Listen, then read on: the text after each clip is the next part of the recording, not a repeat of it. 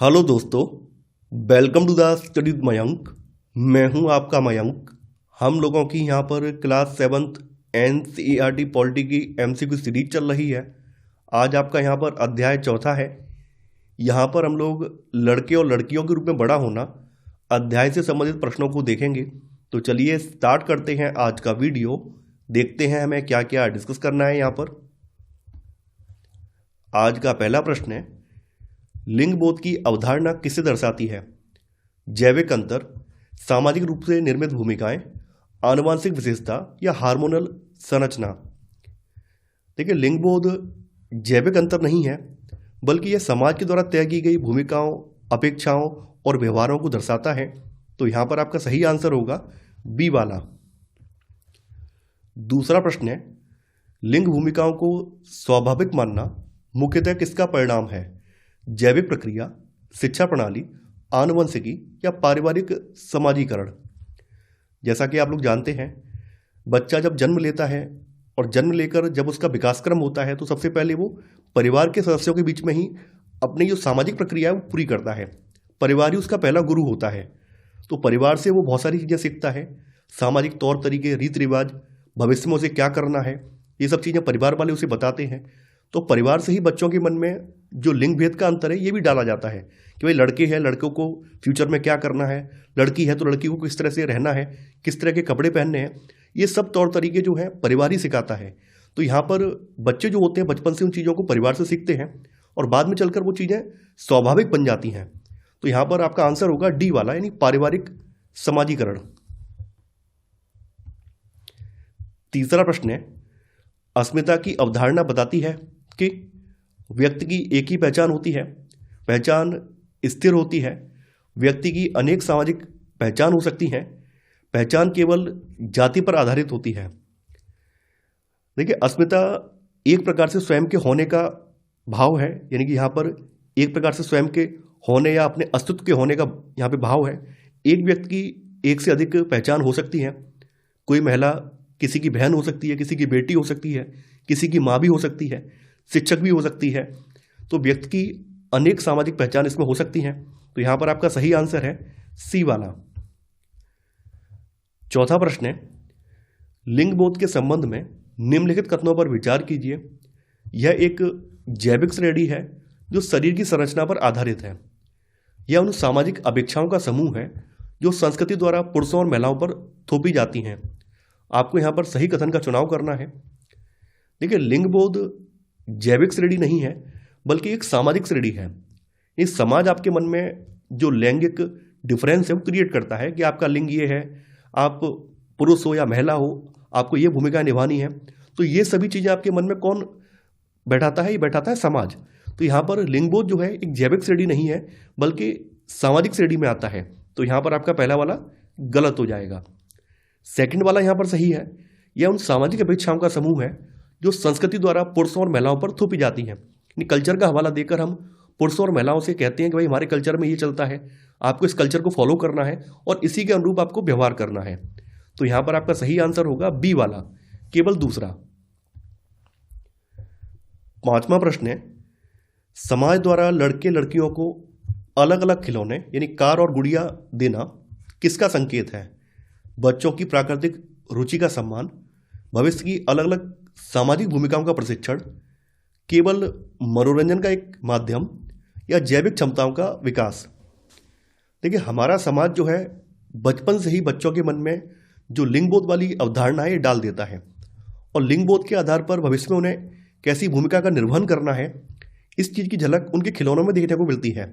जैसे आपने देखा होगा कि अक्सर लड़कियों को बचपन में गुड़िया दी जाती है, किचन सेट दिया जाता है खेलने के लिए। वहीं लड़के जो है कार, गन या ट्रैक्टर, ट्रक, इन सब से खेलते हैं। तो कहीं ना कहीं जो परिवार वाले हैं वो बच्चे के मन में ये बिठा देते हैं कि भविष्य में आपको इसी अनुरूप रोजगार अपनाना है, यही आपको भूमिकाएं भविष्य में अपनानी है। तो यहाँ पर आपका सही आंसर होगा बी वाला, यानी भविष्य की अलग अलग सामाजिक भूमिकाओं का प्रशिक्षण। छठवां प्रश्न है, अस्मिता यानी आइडेंटिटी के संदर्भ में कौन सा कथन सही है? यह केवल एक व्यक्ति की राष्ट्रीयता को दर्शाता है। एक व्यक्ति की केवल एक ही अस्मिता हो सकती है। यह स्वयं के होने के प्रति जागरूकता का भाव है और एक व्यक्ति की कई अस्मिताएं हो सकती हैं। यह केवल जन्मजात होती है और इसे बदला नहीं जा सकता है। देखिए यहाँ पर सी वाला कथन सही है। अस्मिता जो है ये स्वयं के होने के प्रति जागरूकता का भाव है और एक व्यक्ति की कई सारी आइडेंटिटी हो सकती हैं, जैसा कि मैंने आपको पहले बताया भी है। तो यहाँ पर आपका सही आंसर होगा सी वाला। 7वां प्रश्न है, निम्न में से कौन सा जेंडर भूमिकाओं का उदाहरण है? स्त्री में मातृत्व, पुरुष का अधिक लंबा होना, हार्मोनल परिवर्तन या लड़कियों को धीमे बोलना सिखाया जाना।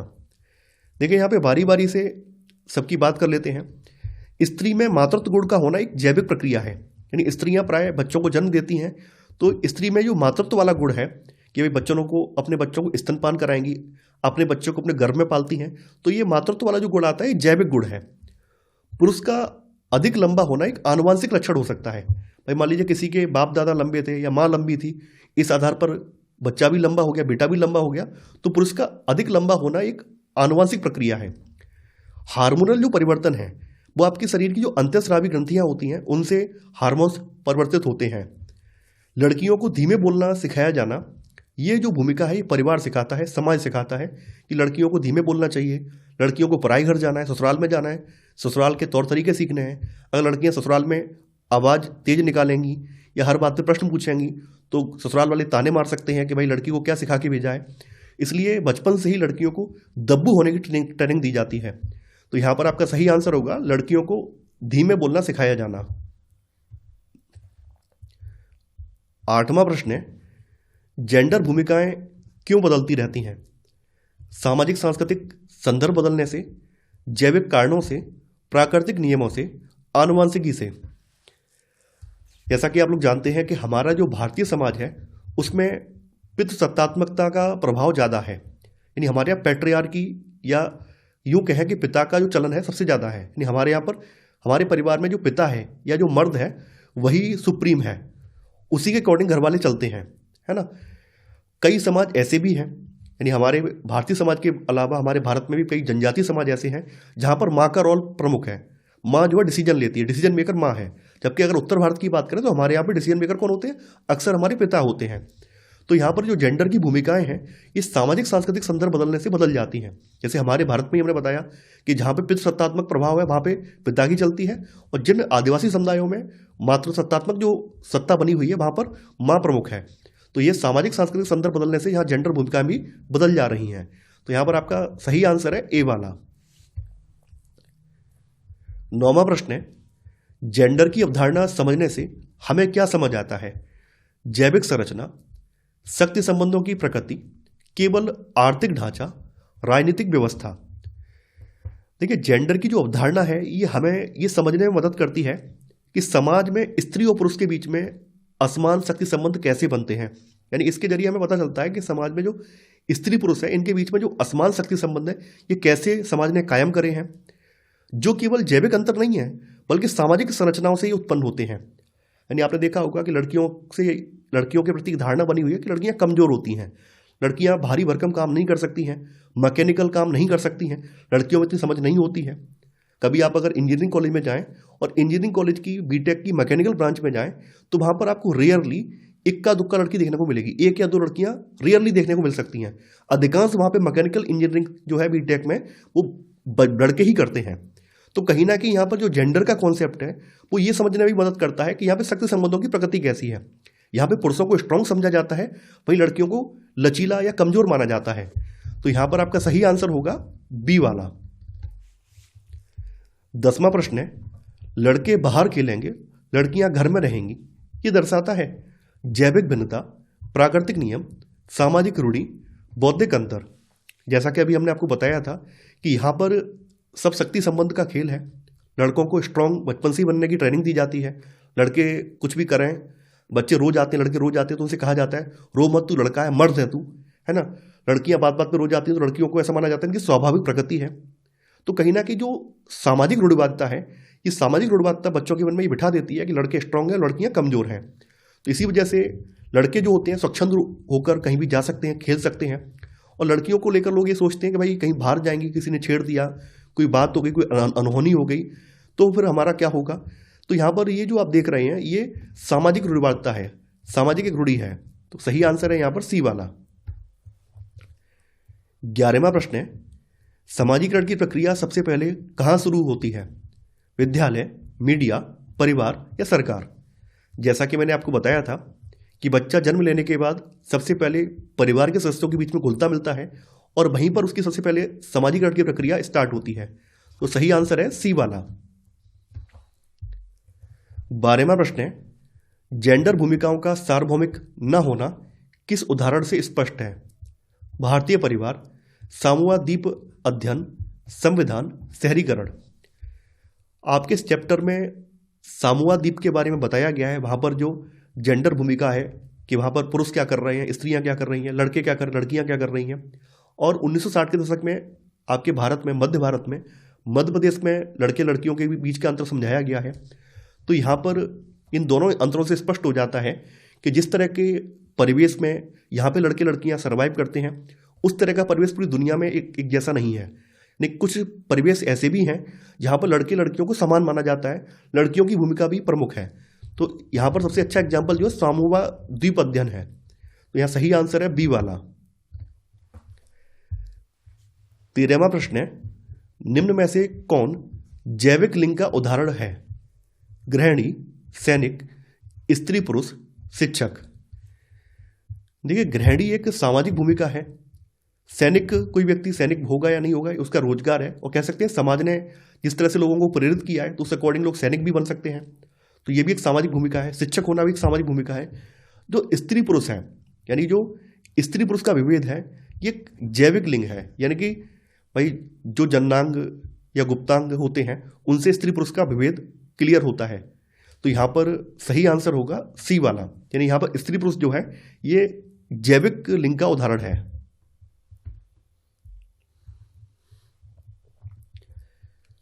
14वां प्रश्न है, सामूहिक अध्ययन से मुख्य निष्कर्ष क्या निकलता है?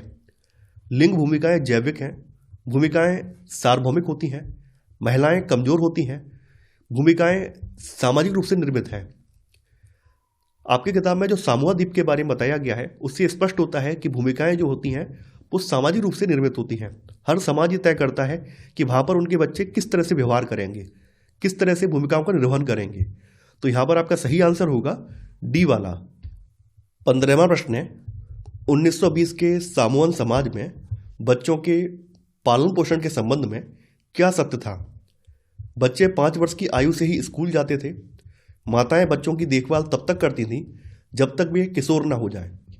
जैसे ही बच्चा चलना शुरू करता था उसकी देखभाल की जिम्मेदारी बड़े बच्चों पर आ जाती थी। लड़कियां बाहरी काम कभी नहीं करती थीं। देखिए, 1920 के दशक में सामोन समाज का जो अध्ययन किया गया था उससे ये बात निकल कर आई थी कि यहाँ के बच्चे स्कूल नहीं जाते थे, बल्कि अपने वयस्कों से ही चीज़ें सीखते थे। वयस्कों से ही अपनी आजीविका चलाने के तौर तरीके या अपने जीवन को सर्वाइव करने के जो तौर तरीके हैं उनसे सीखते थे। तो यहाँ पर आपका ए वाला कथन गलत हो जाएगा। देखिए, यहाँ पर बी वाला कथन भी गलत है। माताएं बच्चों की देखभाल तब तक करती थी जब तक बच्चे चलना शुरू नहीं कर देते थे, और जैसे ही बच्चा चलना शुरू कर देता था माताएं या उनके जो पेरेंट्स होते थे वो देखभाल करना बंद कर देते थे, और इनकी देखभाल की जिम्मेदारी इनसे बड़े बच्चों पर, जो कि अमूमन 5, 6, 7 साल के होते थे, उनके ऊपर आ जाती थी। तो यहाँ पर आपका सी वाला सही है। देखिए, जैसे ही यहाँ पर लड़के 9 साल के हो जाते थे तो 9 साल के होने के बाद लड़के जो होते थे वयस्क लड़कों के समूह में शामिल हो जाते थे और मछली पकड़ना, नारियल तोड़ना या फिर जो नारियल के पेड़ वगैरह लगाना, ये सब काम वो सीखते थे। वहीं लड़कियां जैसे ही 14 साल की हो जाती थी तो लड़कियां भी लड़कों की तरह जो काम होते हैं वो सभी काम करने लगती थी और अधिक आज़ाद हो जाती थी। तो यहाँ पर डी वाला गलत हो जाएगा, केवल सी वाला सही है। तो सही आंसर है आपका सी वाला। 16वां प्रश्न है, सामोआ द्वीप में लड़के मछली पकड़ने और नारियल के पेड़ लगाने का काम किस उम्र में सीखते थे? 5 वर्ष, 9 वर्ष, 14 वर्ष, 18 वर्ष? जैसा कि अभी मैंने आपको बताया था, जैसे ही लड़का जो है 9 साल का हो जाता था तो 9 साल का होने के बाद वो बड़े लड़कों के समूह में शामिल हो जाता था और उन लड़कों के माध्यम से वो मछली पकड़ना, नारियल के पेड़ लगाना, नारियल तोड़ना, ये सब काम सीखता था। तो यहाँ पर आपका सही आंसर है बी वाला ही 9 वर्ष। 17वां प्रश्न है, सामोअन समाज में लड़कियों को मिलने वाली स्वतंत्रता के बारे में कौन सा कथन सही है? उन्हें कभी घर से बाहर जाने की अनुमति नहीं थी, 14 वर्ष की आयु के बाद वे मछली पकड़ने और बागानों में काम करने के लिए स्वतंत्र थीं। वे केवल खाना पकाने में लड़कों की मदद करती थीं और कुछ नहीं। उन्हें डलियां बुनने की मनाही थी। यहाँ पर आपका ए वाला गलत हो जाएगा। देखिए, उन्हें जो है बाहर जाने की अनुमति तो थी, लेकिन एक एज ग्रुप के बाद, जैसे ही वो 14 साल की एज पूरी कर लेती थी, उसके बाद उन्हें लड़कों की समान आज़ादी मिल जाती थी। वो भी मछली पकड़ने जाती थी, बागानों में काम करती थी, तो जो काम लड़के कर रहे हैं उन कामों को करने के लिए वो भी स्वतंत्र हो जाती थी। तो यहाँ पर आपका बी वाला सही है। देखिए, यहाँ पर सामूहिक समाज में एक प्रमुख रसोई होती थी और उस रसोई का मुख्यतः सारा काम लड़के करते थे, लड़कियां केवल उनकी हेल्प करती थी। तो यहाँ लिखा हुआ है वे केवल खाना पकाने में लड़कों की मदद करती थी, ये गलत है। केवल खाना पकाने में नहीं करती थी, बल्कि वो अन्य काम भी करती थी। इसके अलावा देखिए, ये लड़कियां मछली पकड़ने, बागानों में काम करने के अलावा डलियां भी बुना करती थी। यहाँ लिखा है डलियां बुनने की मनाही थी, ये गलत है। तो यहाँ पर आपका सही वाला आंसर है बी वाला। 18वां प्रश्न है, सामूहिक समाज में खाना पकाने का कार्य कौन करता था? केवल महिलाएं, केवल पुरुष, मुख्यतः लड़के या बच्चे नहीं करते थे? देखिए, सामूहिक समाज में खाना पकाने का जो प्रमुख काम है ये मुख्यतः लड़के करते थे और लड़कियां जो है इनकी इसमें हेल्प करती थी, लेकिन काम ये मुख्यतः होता था लड़कों का। तो सही आंसर है आपका सी वाला। 19वां प्रश्न है, 1960 के दशक के मध्य प्रदेश के स्कूलों के संदर्भ में लड़कियों के लिए स्कूल के आंगन का क्या महत्व था? यह एक खेल का मैदान था जहां लड़के भी आते थे। यह बाहरी दुनिया से अलग एक सुरक्षित और निजी स्थान था। यह केवल पौधों को उगाने के लिए था। इसका कोई विशेष महत्व नहीं था। देखिए, 1960 के दशक में मध्य प्रदेश में जो लड़के और लड़कियों के स्कूल थे उनकी बनावट में अंतर था। लड़कियों के स्कूल में विद्यालय की बिल्डिंग के बीचों बीच में एक आंगन होता था जहां पर लड़कियां जो हैं बाहरी दुनिया से लगभग अलग थलग रहकर विद्यालय की सुरक्षा में खेला करती थी। तो यहाँ पर आपका सही आंसर होगा बी वाला, यानी यह बाहरी दुनिया से एक अलग एक सुरक्षित और निजी स्थान था। तो सही आंसर है आपका बी वाला। 20वां प्रश्न है, 1960 के दशक में मध्य प्रदेश में लड़कियों द्वारा स्कूल से घर जाते समय समूह में चलने और गंभीर देखने का मुख्य कारण क्या था? उन्हें घर पहुंचने की जल्दी होती थी, सड़क पर छेड़खानी या हमले का डर, उन्हें सड़क पर खेलने का शौक नहीं था, वे केवल अपनी पढ़ाई पर ध्यान देना चाहती थी। देखिए, मुख्यतः जैसा कि आप लोग जानते हैं भारतीय समाज में लड़कियों को स्टार्टिंग से दबाया जाता है। इसके अलावा हमारे यहाँ पर महिलाओं को लेकर जो हिंसात्मक व्यवहार है वो भी ज़्यादा होता है, खास करके यौन हिंसा की बात करें तो ये सब चीज़ें हमारे यहाँ ज़्यादा होती हैं। तो इस वजह से परिवार वाले बाहरी समाज को तो रोकते नहीं हैं, अपनी लड़कियों को ही रोकने का प्रयास करते हैं। अपनी लड़कियों से ही कहते हैं भाई बाहर मत निकलो, जमाना खराब है ना। वो अपनी लड़कियों को स्ट्रांग नहीं बनाना चाहते हैं, बल्कि अपनी लड़कियों को और दबाना चाहते हैं। तो कहीं ना कहीं लड़कियों के मन में यहाँ भी ये बिठा दिया गया था कि आप लोगों को समूह में आना है, ग्रुप में आना है। ग्रुप में आओगे तो किसी की हिम्मत नहीं पड़ेगी, अकेले नहीं आना है, किसी से बात नहीं करनी है, विद्यालय से निकल के सीधे घर ही पहुंचना है। इसी वजह से लड़कियां जो समूह में जाती थी और जाते टाइम पे काफ़ी गंभीर दिखती थी, तो इन्हें जो सड़क पर छेड़खानी या हमले का डर था। तो यहाँ पर आपका सही आंसर होगा बी वाला। 21वां प्रश्न है, 1960 के दशक में मध्य प्रदेश में लड़कों के लिए सड़कों और गलियों का उपयोग लड़कियों से किस प्रकार भिन्न था? लड़के सड़कों को केवल गंतव्य तक पहुंचने का रास्ता मानते थे। लड़के सड़कों पर नहीं निकलते थे। लड़के सड़कों का उपयोग खेलने, साइकिल चलाने और खाली समय बिताने के लिए करते थे। दोनों का उपयोग समान था। जैसा कि आप लोग जानते हैं भारत में शुरुआत से ही, यानी अभी से नहीं, हजारों सालों से लड़कों को ज़्यादा स्वतंत्रता दी गई है, लड़कों को ज़्यादा महत्व दिया गया है, क्योंकि हमारा भारतीय समाज जो पितृसत्तात्मक समाज है। तो यहाँ पर लड़कों को बचपन से ये कहा जाता है कि तुम रो मत, तुम लड़के हो, तुम तो स्ट्रांग हो। लड़के स्ट्रांग होते हैं। तो यहाँ पर जो लड़के थे वो निडर थे, उन्हें किसी बात का डर नहीं था। तो लड़के जो है अपने खाली समय में सड़कों का उपयोग खेलने के लिए, साइकिल चलाने के लिए या फिर वहाँ पे गप्पे हाँकने के लिए, बातचीत करने के लिए, इसके लिए करते थे। तो यहाँ पर आपका सही आंसर है सी वाला। 22वां प्रश्न है, घरेलू कार्य के अवमूल्यन से क्या तात्पर्य है? घरेलू काम को उत्पादक कार्य न मानकर उसे बिना वेतन की स्वाभाविक जिम्मेदारी मानना, घरेलू काम की गुणवत्ता खराब होना, घर के कामों में मशीनों का उपयोग बढ़ जाना, घरेलू नौकरों की संख्या में कमी। देखिए, अवमूल्यन का मतलब है किसी चीज का मूल्य ना समझना, इसे अवमूल्यन कहा जाता है। तो अक्सर हमारे यहाँ भारतीय परिवेश में जो घर का काम है, घर गृहस्थी का काम है, किचन का काम है, उसको महिलाओं की स्वाभाविक जिम्मेदारी मानी जाती है। ऐसा माना जाता है कि रोटी बनाने का काम जो माँ का होता है। इसी वजह से हम उसके लिए किसी प्रकार का भुगतान अपनी माँ को नहीं करते हैं। तो यहाँ पर घरेलू काम को उत्पादक कार्य न मानकर उसे बिना वेतन की स्वाभाविक जिम्मेदारी मानना, यह घरेलू कार्य का अवमूल्यन है। तो सही आंसर है आपका ए वाला। 23वां प्रश्न है, घरेलू कार्य का अवमूल्यन किसे अदृश्य बना देता है? सामाजिक योगदान को, आर्थिक योगदान को, पारिवारिक संबंधों को या शिक्षा को? देखिए, जैसा कि आप लोग जानते हैं, जिन घरों में स्त्री नहीं होती है, केवल पुरुष रहते हैं, तो या तो वो स्वयं खाना बनाते हैं या बाहर से खाना खाते हैं, होटल वगैरह पे खाना खाते हैं, या मेड वगैरह लगाते हैं, वो खाना बनाती है।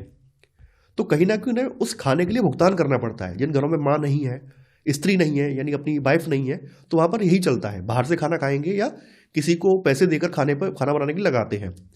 लेकिन जब घर की महिला हो, चाहे आपकी माँ हो, आपकी पत्नी हो, तो वो जो आपके लिए करती है, आप उसका मूल्य नहीं समझते हैं, और उसने जो कुछ किया है उसको आप कोई वैल्यू नहीं देते हैं, कोई धन नहीं देते हैं। तो कहीं ना कहीं इस तरह से आप घरेलू जो योगदान है, घरेलू कार्य का जो माता या आपकी पत्नी के द्वारा जो योगदान दिया गया है, उसका कोई आर्थिक योगदान नहीं आंकते हैं। तो यहां पर आपका सही आंसर होगा बी वाला, यानी आर्थिक योगदान। 24वां प्रश्न है, दोहरा बोझ डबल बर्डन शब्द का प्रयोग किसके लिए किया जाता है? दो बच्चों की देखभाल करने वाली माँ, घर और बाहर इन नौकरी दोनों जिम्मेदारियां निभाने वाली महिला, भारी शारीरिक श्रम करने वाला पुरुष, ग्रामीण क्षेत्र में पानी लाने वाली लड़की। दोहरा बोझ का मतलब है कि कोई स्त्री बाहर काम भी कर रही है, जॉब भी कर रही है, इसके अलावा घर की जिम्मेदारियां भी संभाल रही है, यानी किचन का जो काम है वो भी कर रही है, रोटी सब्जी भी बना रही है, बच्चों को भी पाल रही है, जो सास ससुर है या बूढ़े माँ बाप है उनकी सेवा भी कर रही है। तो इस तरह से ये जो काम है ये दोहरा बोझ है, यानी एक काम के लिए उसे जो बाहर जॉब पर जा रही है उसमें पैसा मिल रहा है, वहीं दूसरे काम के लिए उसे कोई पैसा नहीं मिल रहा है, लेकिन उसकी जिम्मेदारी बना दी, स्वाभाविक काम मानकर उसकी जिम्मेदारी बना दी है जो उसको करना ही करना है। तो यहां पर आपका सही आंसर है बी वाला। 25वां प्रश्न है, घरेलू काम करने वाली महिलाओं ये डोमेस्टिक वर्कर्स के साथ अक्सर सम्मानजनक व्यवहार क्यों नहीं होता है? क्योंकि वे काम ठीक से नहीं करती हैं, क्योंकि उन्हें सरकार से वेतन मिलता है, क्योंकि वे बहुत कम समय काम करती हैं, क्योंकि उनके द्वारा किए गए कार्यों को समाज में कम मूल्य का आंका जाता है। जैसा कि आप लोग जानते हैं, घरेलू कार्यों को अक्सर कम मूल्य का या कम महत्व का माना जाता है। इसी वजह से घरेलू काम में लगे हुए जो वर्कर्स हैं उनको घरेलू कार्य के लिए बहुत कम भुगतान दिया जाता है, इसके अलावा उन्हें सम्मान भी नहीं मिलता है। तो यहां पर आपका सही आंसर होगा डी वाला। 26वां प्रश्न है, ग्रामीण क्षेत्रों में महिलाओं के घरेलू कार्य में कौन सा कठिन शारीरिक श्रम शामिल है? भारी गट्ठर ढोना और दूर से पानी लाना, केवल खाना बनाना, केवल बच्चों को पढ़ाना या सिलाई करना। आपने देखा होगा कि आज भी हमारे भारत के कई ग्रामीण क्षेत्रों में एलपीजी कनेक्शन नहीं पहुंच पाए हैं, और एलपीजी कनेक्शन अगर पहुंच भी गए हैं उज्ज्वला योजना के तहत, तो पहली बार केवल यूज हुए हैं, उसके बाद वो रख दिए गए हैं, क्योंकि वहाँ के लोगों के पास इतना ज़्यादा पैसा नहीं है कि वो एलपीजी इस्तेमाल कर पाएँ। तो वहाँ पर आज भी महिलाएं जो हैं बाहर से जंगल से जलावन लकड़ी बीन कर लाती हैं और उससे खाना पकाती हैं। कुछ गांव ऐसे हैं जहाँ पर पीने लायक पानी नहीं है, तो वहाँ पर घर में पीने के पानी को लाने की जो जिम्मेदारी है वो महिलाओं को सौंपी गई है। तो यहाँ पर आपका सही आंसर है ए वाला, यानी भारी गट्ठर ढोना और दूर से पानी लाना। तो आंसर है आपका ए वाला।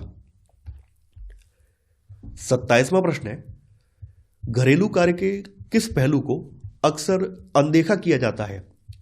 इसमें लगने वाला बहुत लंबा समय, इसमें लगने वाले पैसे, इसमें उपयोग होने वाले बर्तन या सफाई की गुणवत्ता। घरेलू काम के बारे में आप लोगों ने ऑब्जर्व भी किया होगा, बचपन से अपनी माँ को आप देखते आए होंगे कि वो अर्ली मॉर्निंग जब आप लोग सोकर भी नहीं उठते उससे पहले वो उठ जाती हैं। सबसे पहले जो भी आपके यहाँ सुबह सुबह का ब्रेकफास्ट है वो तैयार होता है। अक्सर हमारे भारतीय घरों में चाय बनती है, तो चाय बनाने का काम भी मम्मी का होता है। इसके अलावा जो लोग बाहर जाते हैं तो उनके लिए सुबह सुबह टिफ़िन बनाने का काम भी वही करती हैं, दोपहर के लंच बनाने का काम भी वही करती हैं, फिर शाम के खाने की जिम्मेदारी भी आ जाती है। तो इस तरह से कहीं ना कहीं आप लोग देखते होंगे कि आपकी जो माँ है या आपकी जो पत्नी है सुबह से लेकर शाम तक किचन में ही लगी रहती है, जबकि उन्हें इस काम के लिए कोई धन तो दिया नहीं जाता है, कोई पे तो नहीं किया जाता है। तो यहाँ पर हम कहीं ना कहीं यहाँ पर जिस चीज़ को अनदेखा कर देते हैं वो ये कर देते हैं कि इसमें बहुत ज़्यादा लंबा समय लगता है, उसके बाद भी हम इसको उपेक्षा करते हैं, इस काम की उपेक्षा करते हैं, उनका मजाक उड़ाते हैं कि भाई घरेलू काम कोई काम होता है, इस तरह से उनका उपहास उड़ाते हैं। तो यहाँ पर आपका सही आंसर होगा ए वाला, इसमें लगने वाला बहुत लंबा समय। 28वां प्रश्न है, समय उपयोग सर्वेक्षण 2024 किसके द्वारा जारी किया गया है? महिला एवं बाल विकास मंत्रालय, राष्ट्रीय सांख्यिकी कार्यालय, नीति आयोग या श्रम मंत्रालय? समय उपयोग सर्वेक्षण 2024 सांख्यिकी और कार्यक्रम कार्यान्वयन मंत्रालय के तहत जो राष्ट्रीय सांख्यिकी कार्यालय है इसके द्वारा जारी किया गया है, और ये 2019 के बाद दूसरा अखिल भारतीय समय उपयोग सर्वेक्षण है। तो यहां पर आपका सही आंसर है बी वाला। 29वां प्रश्न है, TUS इन टाइम यूज सर्वे का प्रमुख उद्देश्य क्या है? गरीबी मापना, शिक्षा स्तर, समय उपयोग मापना या रोजगार नीति? तो इसका प्रमुख उद्देश्य है समय उपयोग को मापना। तो आंसर है आपका सी वाला।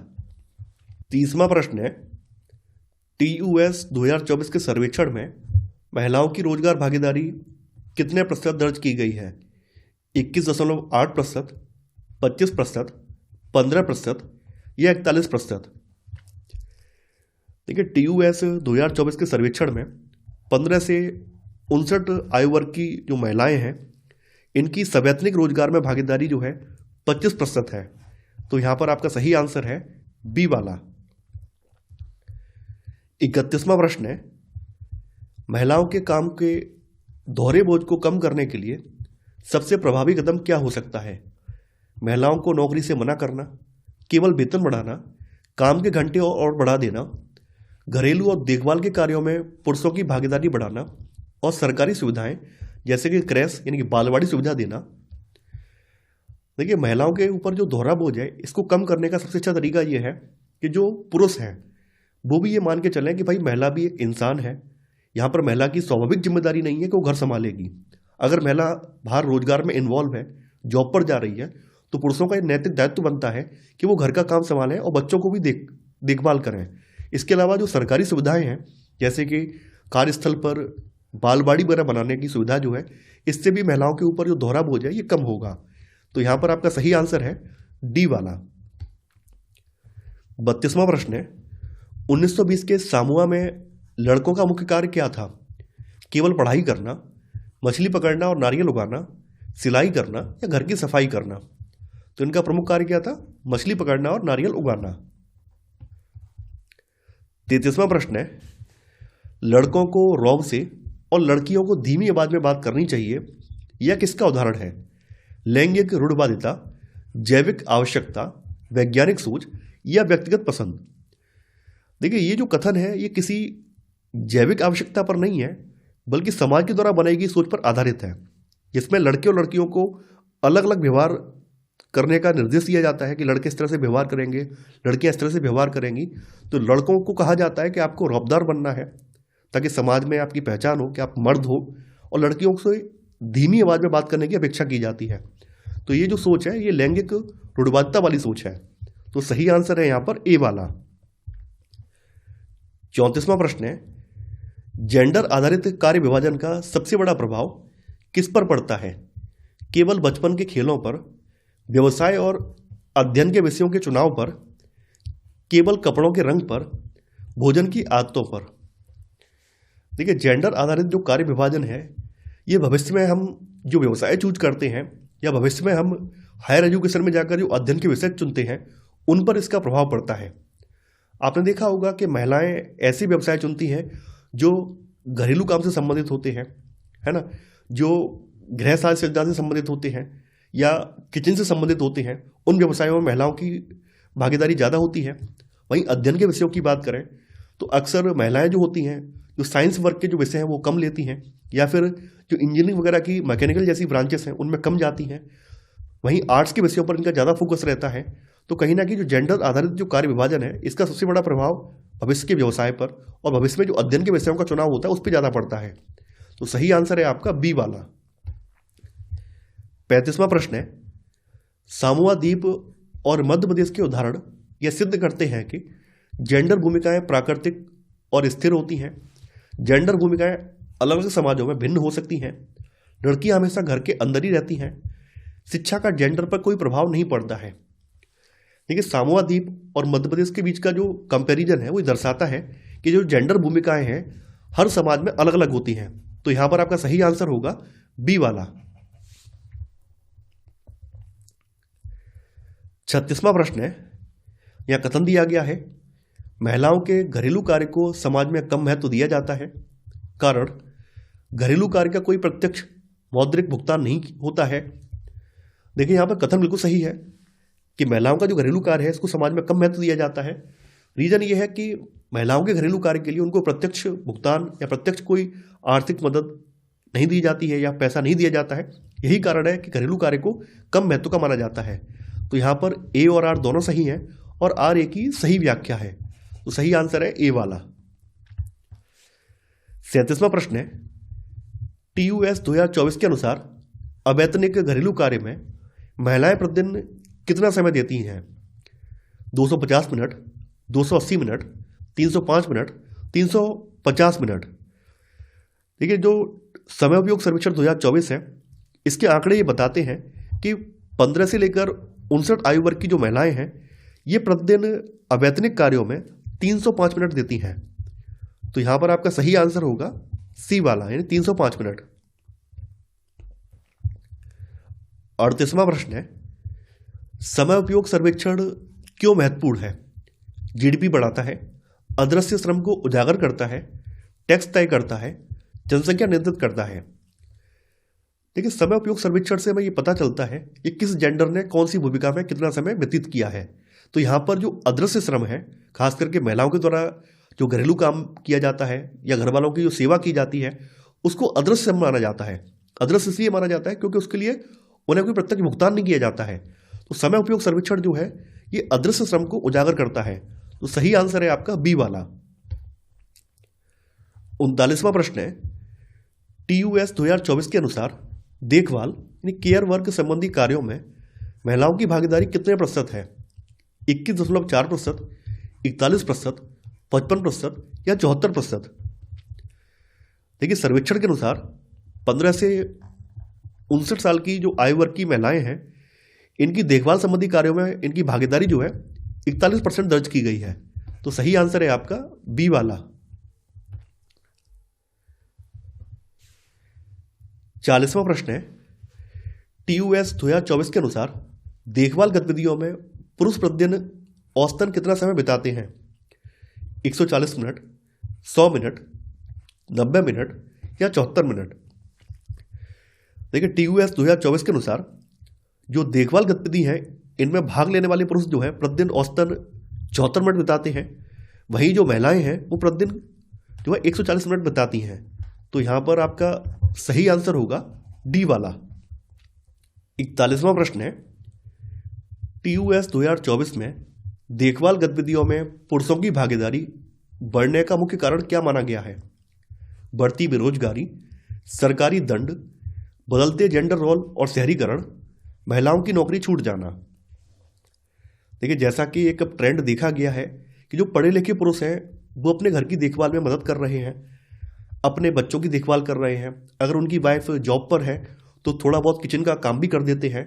तो कहीं ना कहीं जो ये सोच बदल रही है, पुरुष भी भागीदारी जो कर रहे हैं, उसके पीछे है बदलता जेंडर रोल और शहरीकरण। इस शहरीकरण की सोच की वजह से लोगों का व्यवहार बदल रहा है और उनका काम करने का तरीका भी बदल रहा है। तो सही आंसर है यहां पर सी वाला। 42वां प्रश्न है, भारतीय संविधान का कौन सा अनुच्छेद लिंग यानी सेक्स के आधार पर भेदभाव का निषेध करता है? अनुच्छेद 14, अनुच्छेद 15, अनुच्छेद 17 या अनुच्छेद 19? देखिए, भारतीय संविधान का जो अनुच्छेद 15 है यह राज्य को किसी भी नागरिक के साथ केवल धर्म, मूल वंश, जाति, लिंग या जन्म स्थान के आधार पर भेदभाव करने से रोकता है। तो यहां पर आपका सही आंसर है बी वाला। 43वां प्रश्न है, अनुच्छेद 15(3) राज्य को क्या शक्ति प्रदान करता है? पुरुषों के लिए विशेष कानून बनाना, धर्म के आधार पर आरक्षण देना, महिलाओं और बच्चों के लिए सकारात्मक कदम उठाना, अव्यक्त की स्वतंत्रता छीनना। देखिए, अनुच्छेद 15 के उपनुच्छेद 3 में ये प्रावधान है कि राज्य महिलाओं और बच्चों के उत्थान के लिए विशेष प्रावधान कर सकता है, जैसे कि पंचायतों में महिलाओं के लिए आरक्षण देना, बच्चों के लिए मुफ्त शिक्षा प्रोवाइड करना। तो यहां पर आपका सही आंसर है सी वाला। 44वां प्रश्न है, समान कार्य के लिए समान वेतन का प्रावधान संविधान के किस अनुच्छेद में वर्णित है? अनुच्छेद 15, अनुच्छेद 42, अनुच्छेद 39D या अनुच्छेद 21? देखिए, ये मोस्ट इंपॉर्टेंट प्रश्न है और कई बार ये पीसीएस परीक्षा में, यूपीएससी में पूछा भी गया है। आपके संविधान का अनुच्छेद 39D ये निर्देश देता है कि राज्य यह सुनिश्चित करेगा कि पुरुषों और महिलाओं दोनों को समान कार्य के लिए समान वेतन मिले। तो ये राज्य के डीपीएसपी का हिस्सा है और ये है अनुच्छेद 39D। तो आंसर है आपका यहां पर सी वाला। 45वां प्रश्न है, अनुच्छेद 42 का संबंध निम्नलिखित में से किससे है? बाल शिक्षा, प्रसूति सहायता, ग्राम पंचायत या समान नागरिक संहिता? देखिए, अनुच्छेद जो 42 है इसका संबंध जो है प्रसूति सहायता से है, मैटरनिटी लीव से है। ये अनुच्छेद 42 राज्य को ये निर्देश देता है कि वह काम की न्याय संगत और मानवीय परिस्थितियां सुनिश्चित करेगा और महिलाओं के लिए प्रसूति सहायता का प्रावधान करेगा।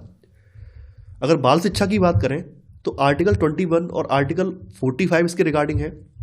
ग्राम पंचायतों को गठन की जिम्मेदारी जो है अनुच्छेद 40 के तहत राज्य सरकार को सौंपी गई है। समान नागरिक संहिता या यूनिफॉर्म सिविल कोड की जो बात है अनुच्छेद 44 में कही गई है। तो यहां पर अनुच्छेद 42 जो है यह प्रसूति सहायता से संबंधित है। तो आंसर है आपका बी वाला। 46वां प्रश्न है, दोहरे बोझ का सीधा संबंध किससे है? प्राकृतिक व्यवस्था, आर्थिक विकास, शिक्षा नीति, लैंगिक असमानता?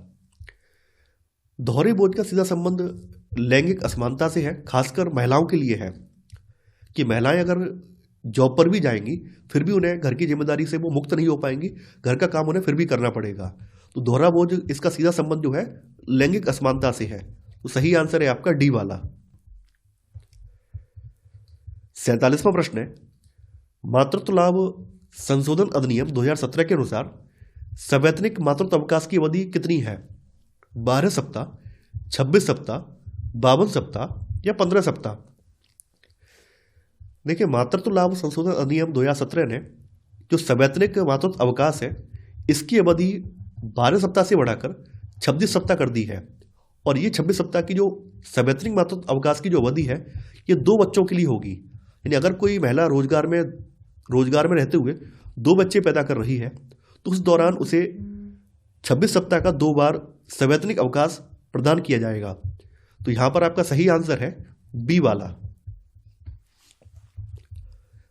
48वां प्रश्न है, मातृत्व लाभ अधिनियम के तहत तीसरे बच्चे के लिए कितना सवैतनिक अवकाश देय है? 26 सप्ताह, 12 सप्ताह या कोई अवकाश नहीं या 6 सप्ताह?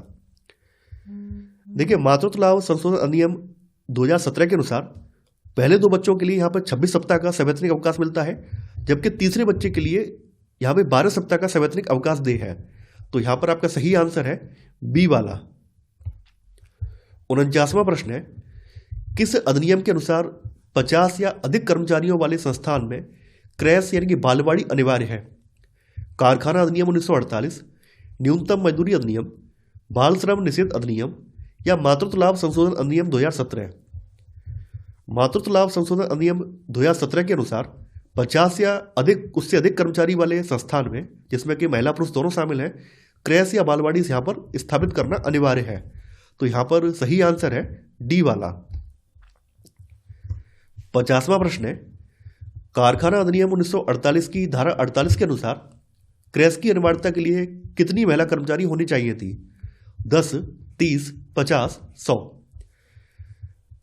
कारखाना अधिनियम 1948 की धारा 48 ये कहती है कि किसी भी संस्थान में जहां पर 30 महिला कर्मचारी या उससे ज़्यादा महिला कर्मचारी काम कर रही हैं तो वहां पर क्रैश या बालवाड़ी की सुविधा होनी चाहिए। तो यहां पर आपका सही आंसर है बी वाला यानी 30। 51वां प्रश्न है, मातृत्व लाभ अधिनियम 2017 ने क्रैश की अनिवार्यता का आधार महिला संख्या से बदलकर क्या कर दिया है? केवल पुरुष संख्या, संस्थान का टर्नओवर, कुल कर्मचारियों की संख्या या काम के घंटे?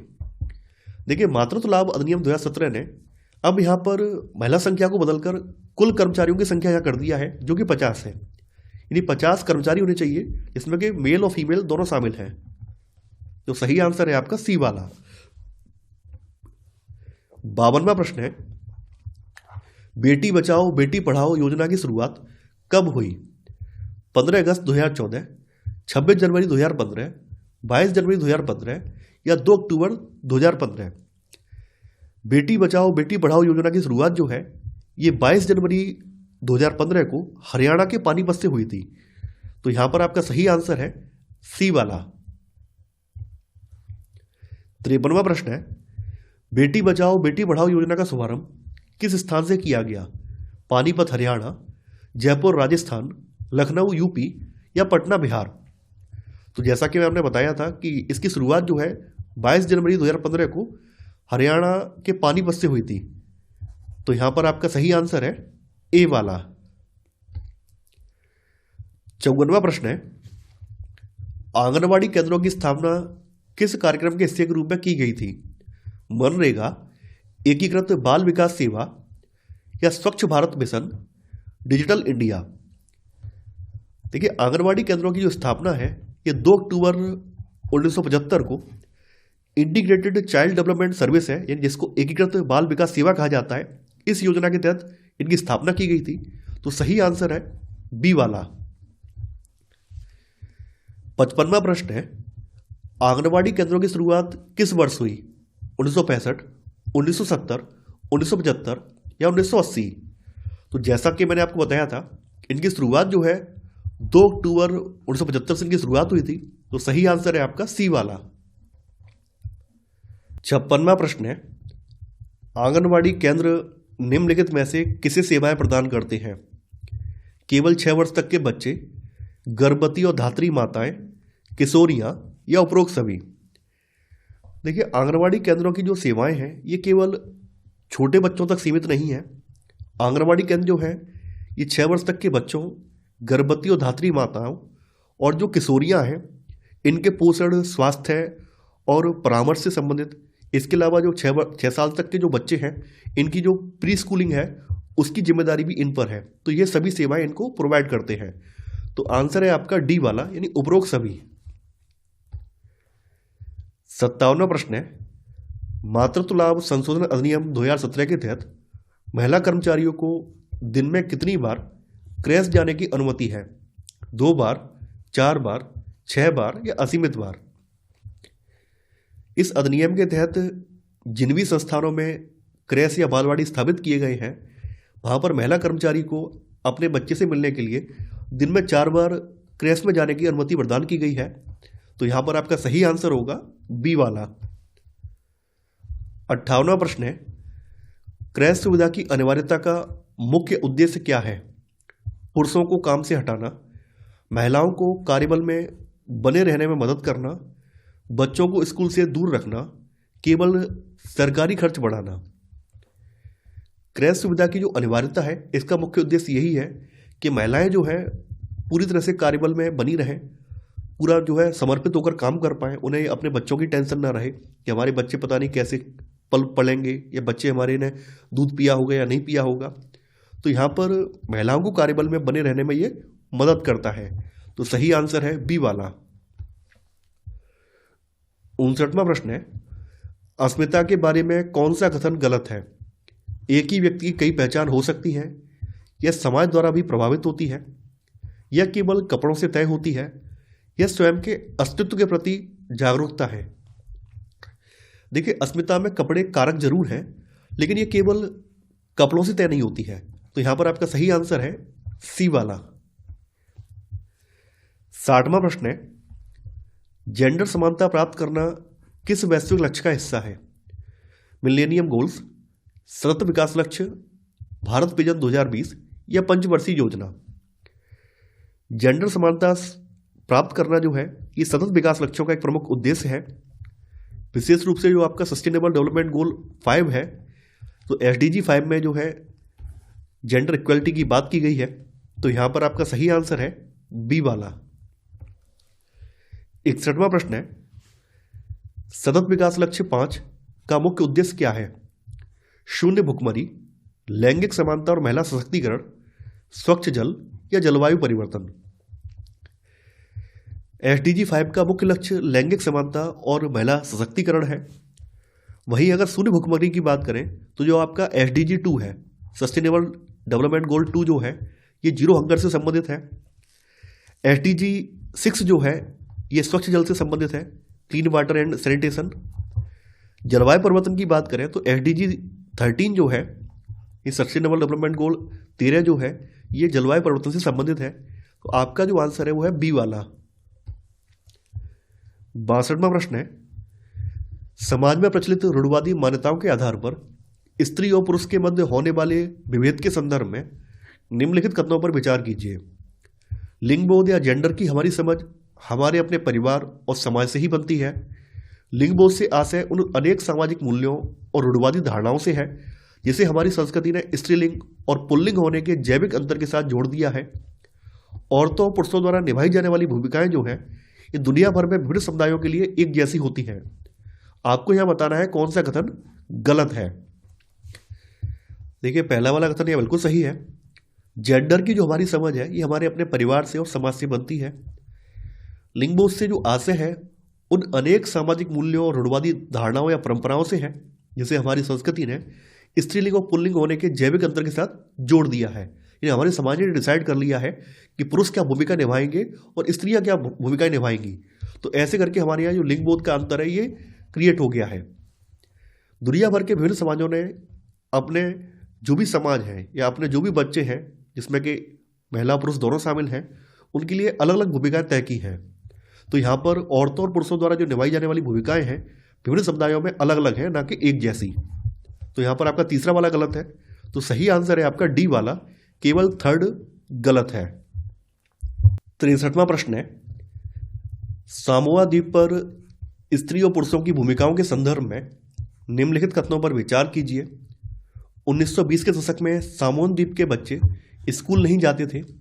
वे अपने से बड़े बच्चों और वयस्कों से सीखते थे। प्राय 5 वर्ष की उम्र के बच्चे अपने छोटे भाई बहनों की देखभाल करते थे।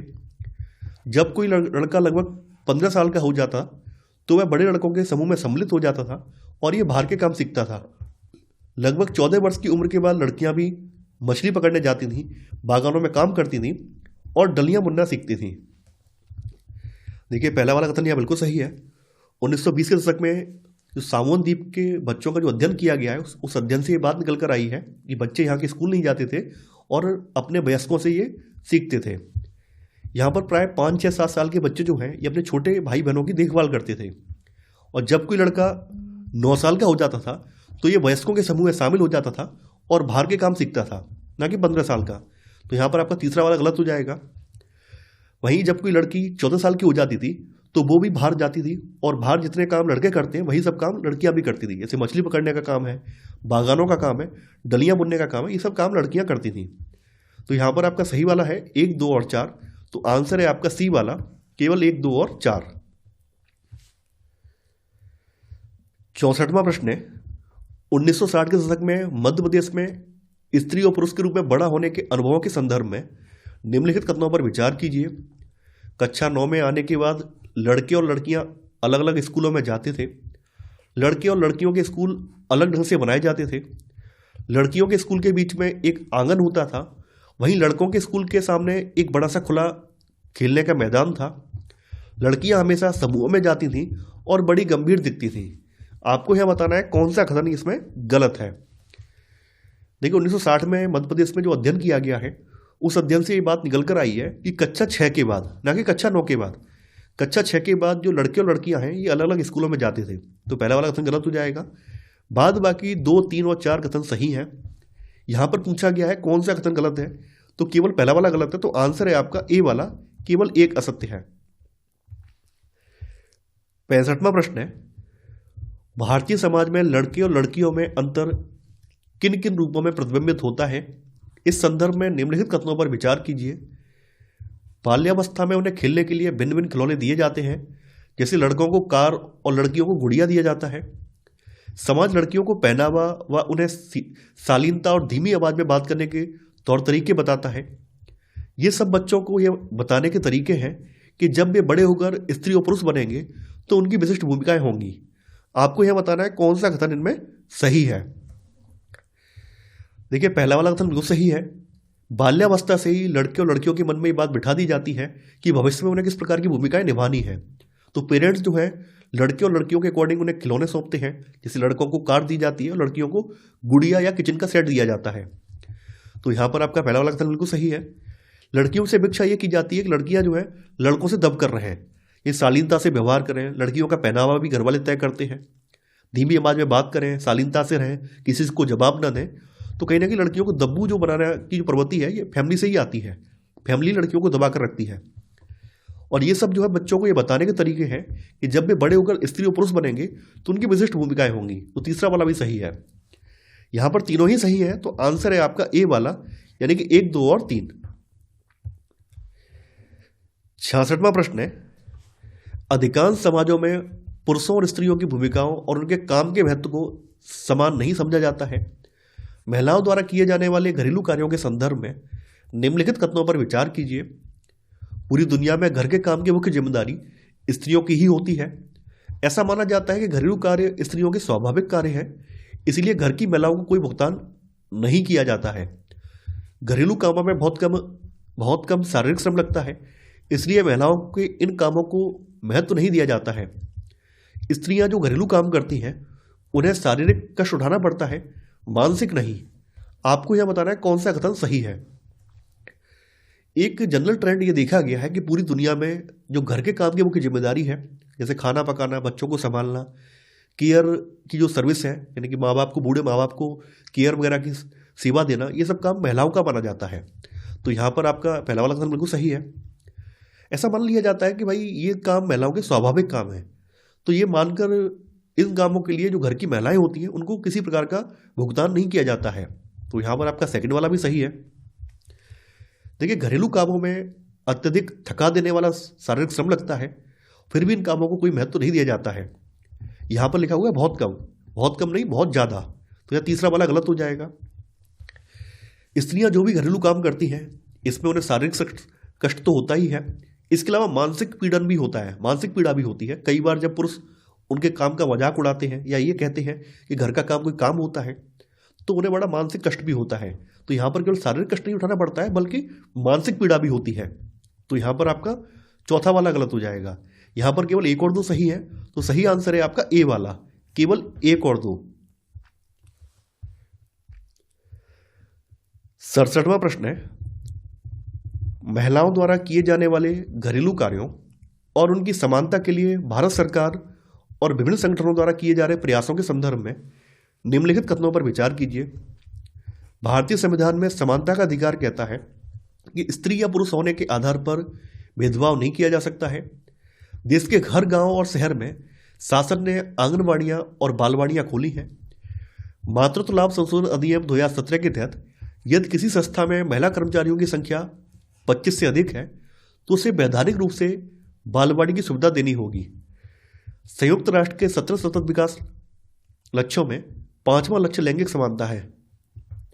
आपको यहां बताना है कौन सा कथन गलत है, ये बताना है। देखिए, यहां पर पहला वाला बिल्कुल सही है।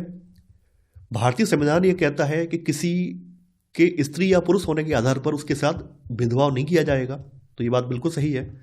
देश के हर गांव और शहर में शासन ने आंगनवाड़ी और बालवाड़ी केंद्र खोले हैं, ये सही है।